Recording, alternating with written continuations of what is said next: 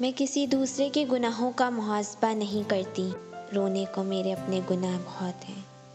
निभाना जिसको कहते हैं वो कुछ ही लोगों को आता है, बड़ा आसान है कहना मुझे तुमसे मोहब्बत है। जब आपके सुकून का ताल्लुक किसी शख्स से हो तो यकीन जानिए फिर आप सुकून में नहीं रहते। जो जहाँ बिछड़ना चाहे फी अमानिल्लाह।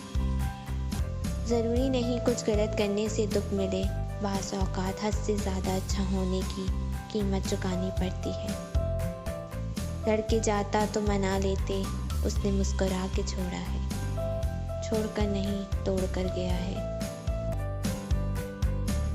मेरा अचानक शहद से जहर होना चुपा तो होगा, हम तो सह चुके, अब तुम भी दिल बड़ा रखना। मुझे परवाह नहीं लोगों की बातों की, मुझे मुझसे बेहतर कोई नहीं जानता।